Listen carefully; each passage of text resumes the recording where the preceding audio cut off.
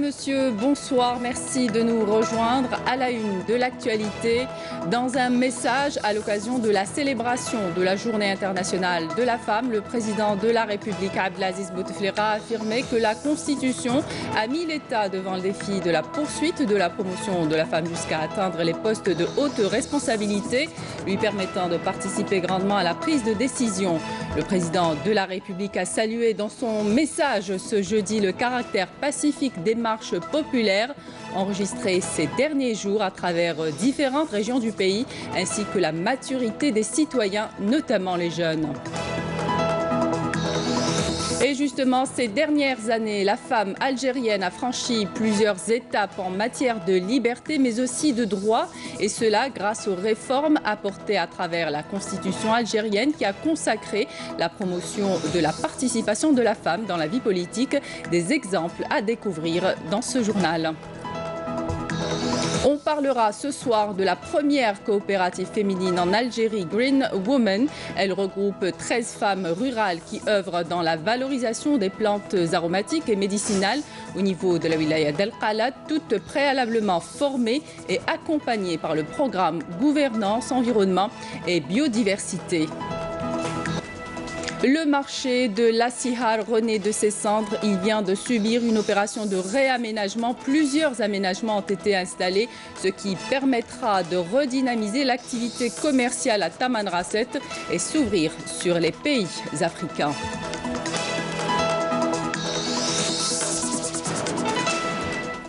Bienvenue à tous. Célébration donc de la Journée internationale des femmes, une journée qui coïncide avec le 8 mars de chaque année.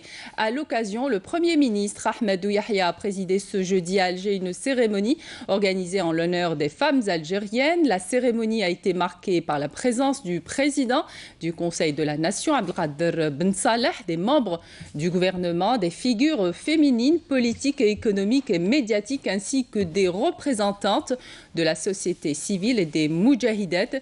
À cette occasion, le président de la République, Abdelaziz Bouteflika, a adressé un message à la femme algérienne, lu en son nom par la ministre des Postes, des Télécommunications, des Technologies et du Numérique, Houda Imen Ferhoun, dans lequel il a fait part des différents acquis de la femme en Algérie.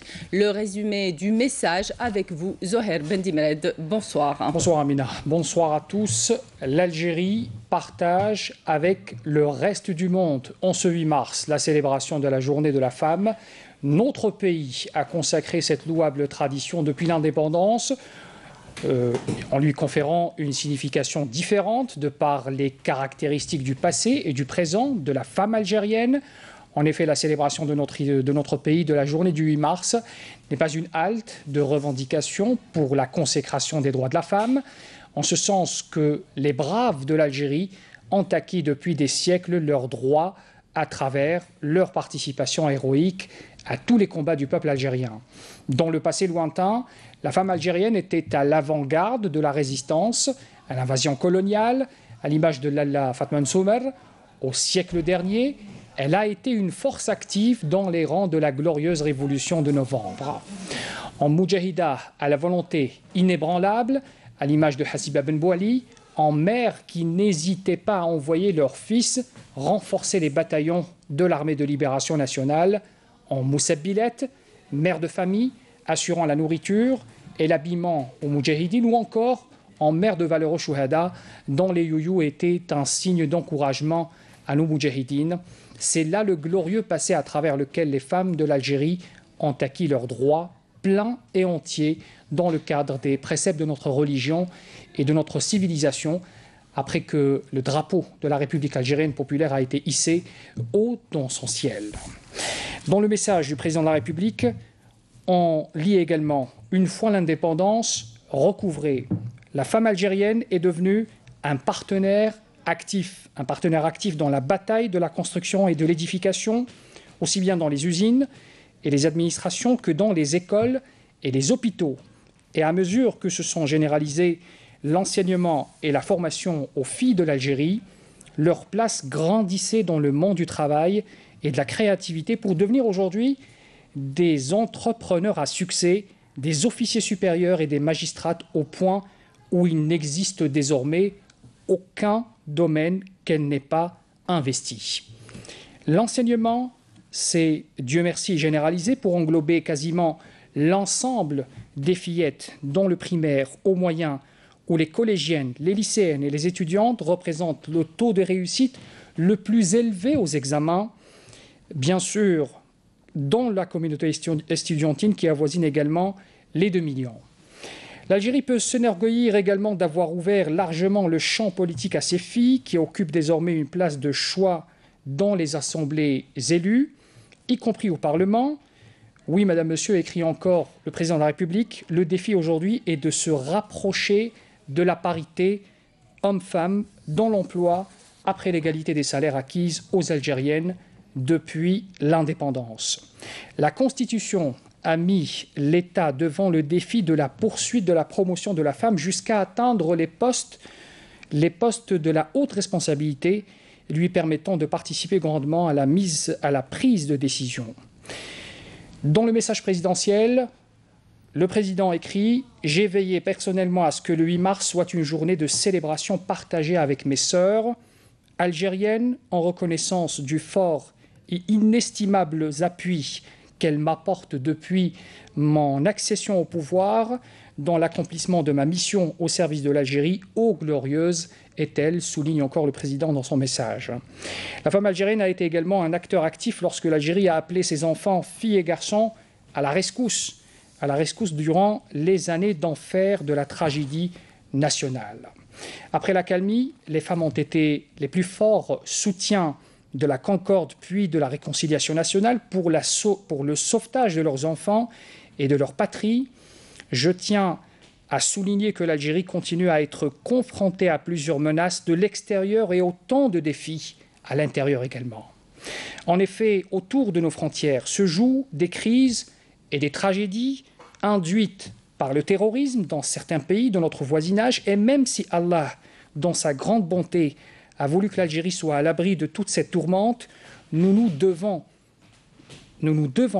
d'être prudents et vigilants afin de préserver notre cher pays.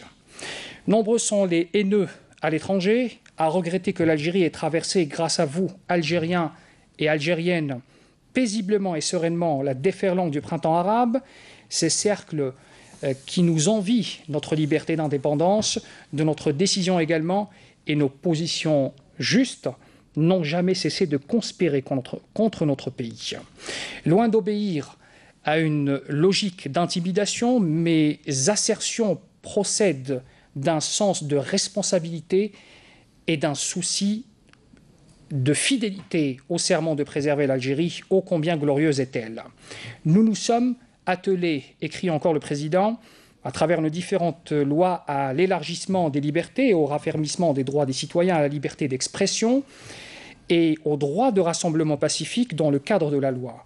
Nous avons enregistré il y a quelques jours la sortie de nombre de nos concitoyens et concitoyennes à travers les différentes régions du pays afin d'exprimer pacifiquement leurs opinions, et nous nous félicitons de cette maturité de nos concitoyens, y compris de nos jeunes, et du fait que le pluralisme démocratique pour lequel nous avons tant milité soit désormais une réalité palpable, écrit encore le président Bouteflika dans son message.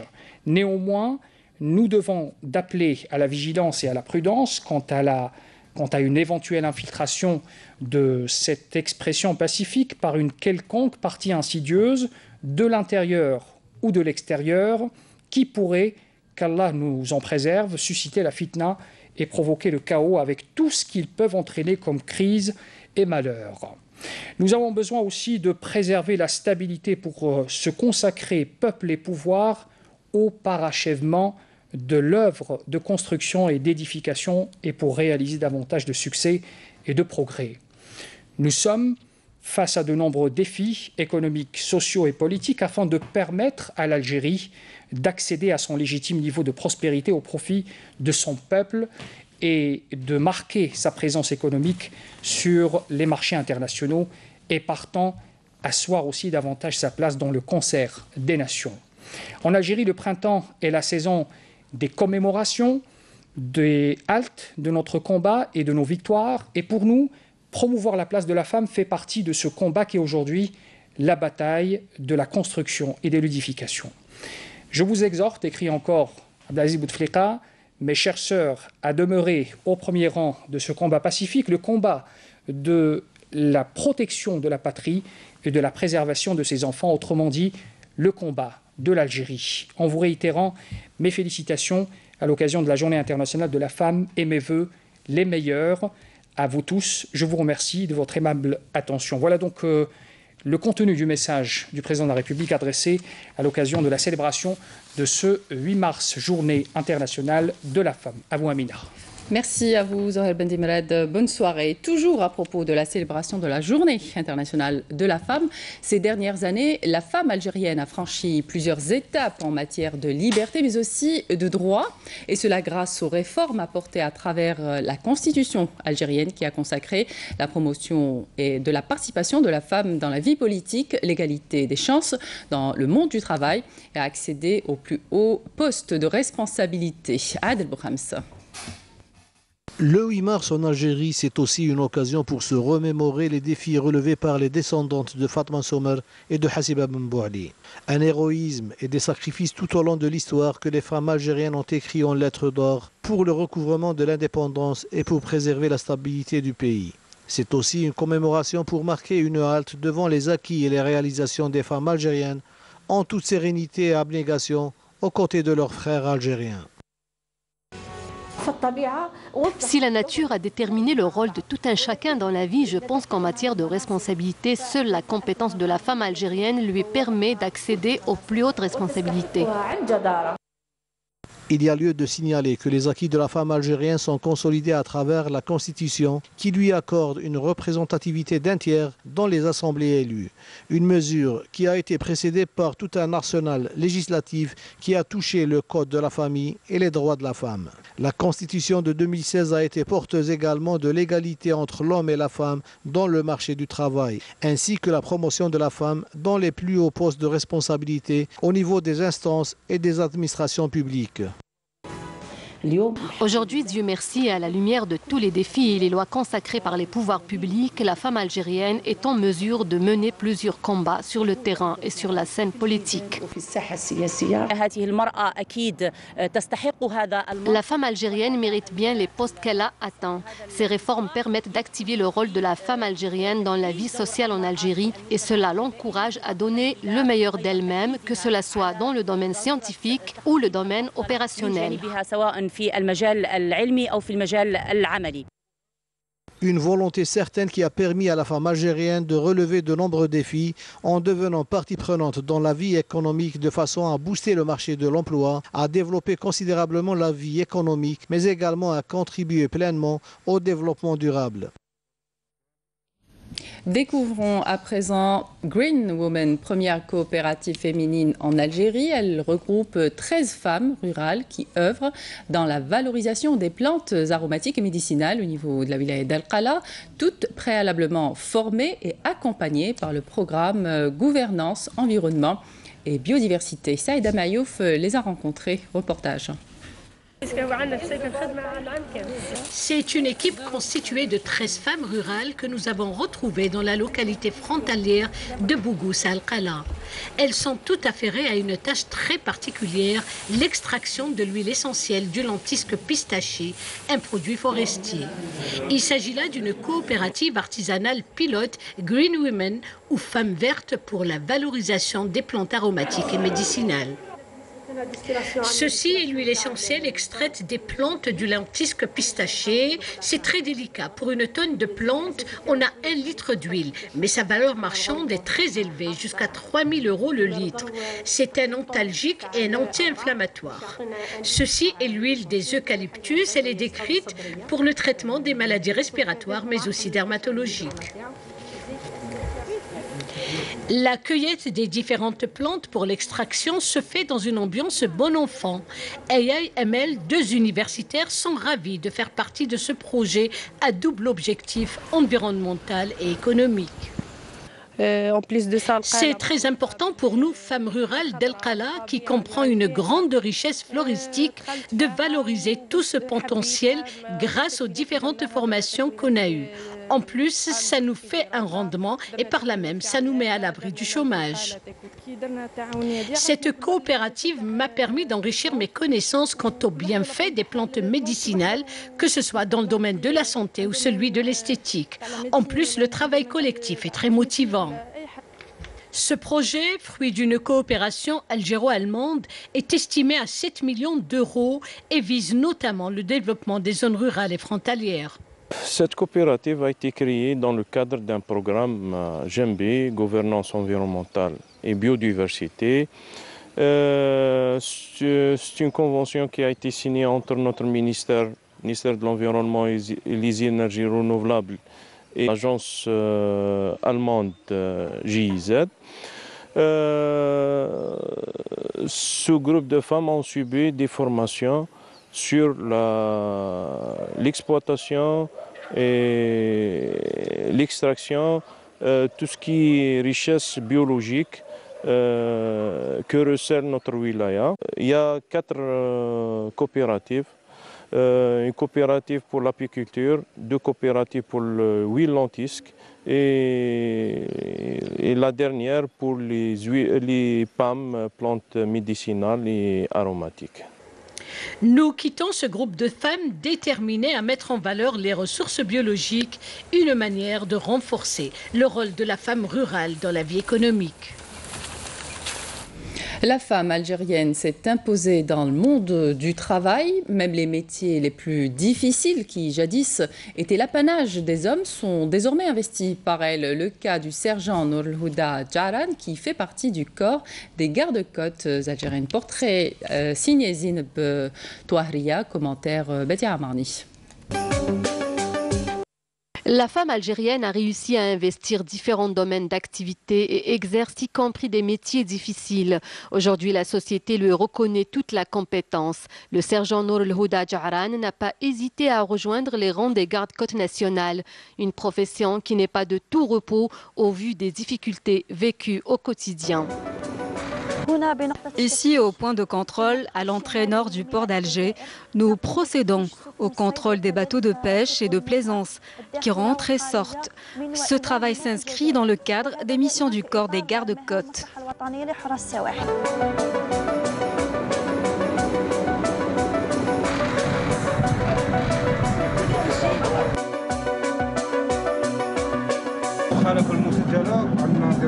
Lors de la patrouille marine programmée dans le cadre des missions des gardes-côtes, nous avons croisé un navire dont l'équipage pratiquait la pêche dans une zone interdite à l'intérieur du port. Nous l'avons arrêté et procédé à sa fouille. Nous avons également informé l'équipage de la contravention. Nous avons aussi procédé au retrait des documents du navire et demandé de rejoindre le port pour compléter les procédures.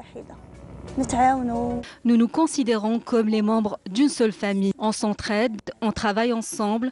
Il n'y a aucune différence entre nous. La femme algérienne doit être fière de sa réussite et de ce qu'elle a entrepris dans tous les secteurs d'activité et sans exception, car elle est considérée un partenaire efficace dans le développement du pays. En aspirant à aller de l'avant, la femme algérienne est consciente des défis à relever aux côtés de son frère l'homme.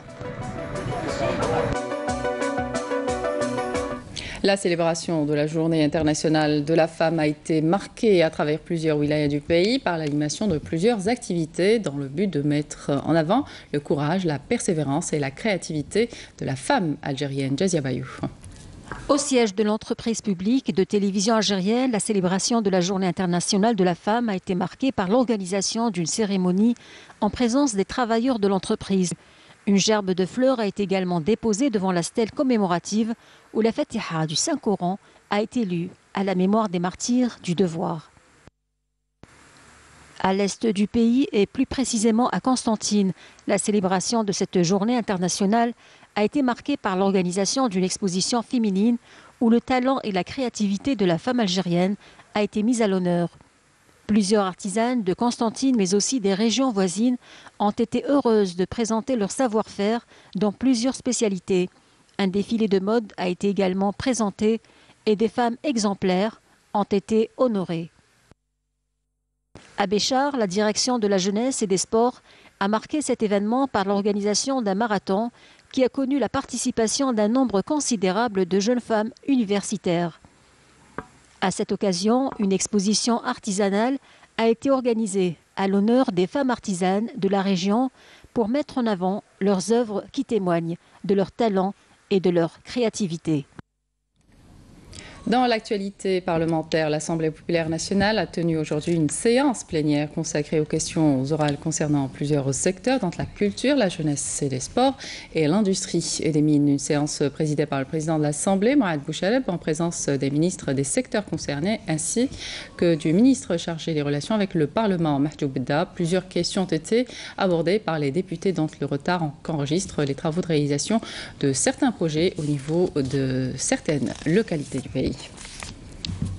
Le ministre des Affaires étrangères, Abdelkader Mensahel, s'est entretenu ce jeudi avec le ministre roumain des Relations avec le Parlement. L'entretien a porté sur les relations bilatérales et les voies et moyens de les renforcer dans différents domaines. Les deux parties ont abordé également plusieurs questions territoriales et internationales d'intérêt commun, notamment le rôle de l'Algérie pour l'instauration de la sécurité et la stabilité dans la région méditerranéenne.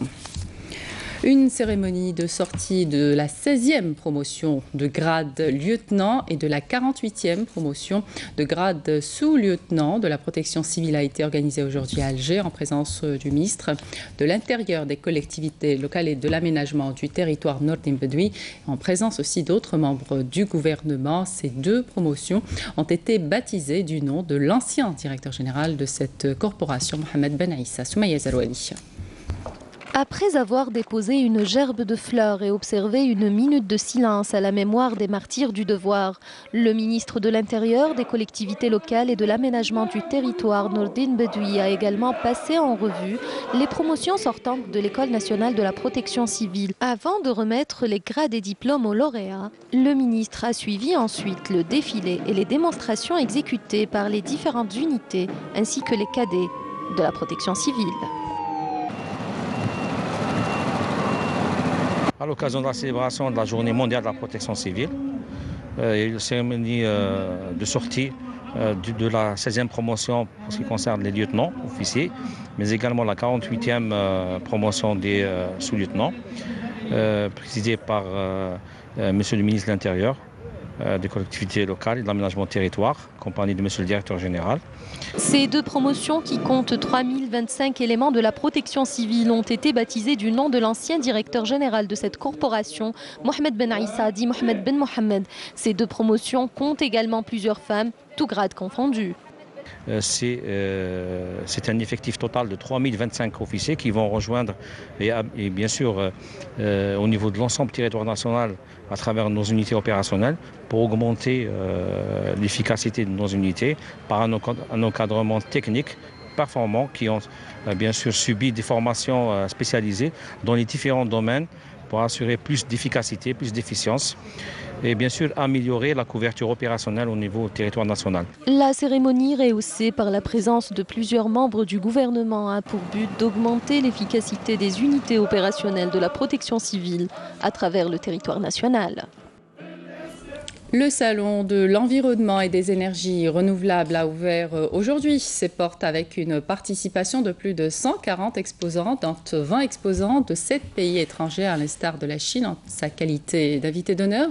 En marge du salon, une signature de convention cadre entre le ministère de l'Environnement et 2 pays européens, à savoir la République de Finlande et le Royaume de Hollande, dans le domaine de la protection de l'environnement et le développement durable, la lutte contre la désertification les changements climatiques ainsi que la promotion des énergies renouvelables. Également une signature de convention entre le ministère de l'Environnement et des énergies renouvelables portant sur la formation entre 720 et 800 journalistes sur la thématique de l'environnement et des énergies renouvelables.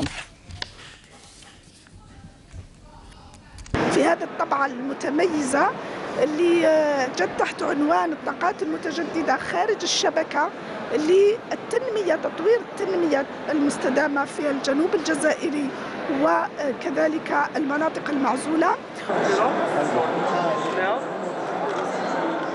Dans le cadre de la concrétisation du programme de Coopération militaire conjointe algéro-américaine au titre de l'année 2019. Le général-major Haouli Mohamed Larbi, commandant des forces navales, a reçu en audience l'amiral James Fogo, commandant de la force interarmée alliée de l'OTAN à Naples, commandant des composantes navales des commandements des États-Unis pour l'Europe et l'Afrique. L'entretien a permis l'évaluation de la coopération militaire entre les deux pays et les moyens de son renforcement à travers l'échange d'expériences, notamment dans le domaine maritime.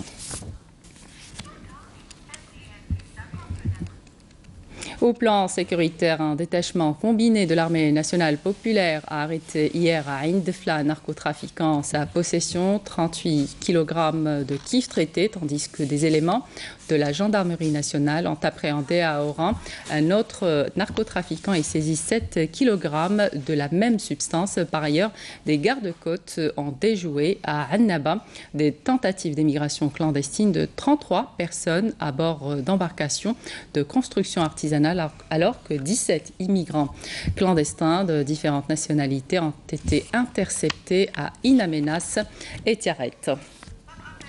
Voilà qui termine cette édition. Merci de votre attention. Vous pouvez revoir nos programmes sur les liens qui s'affichent sur votre petit écran. Excellente soirée sur Canal Algérie.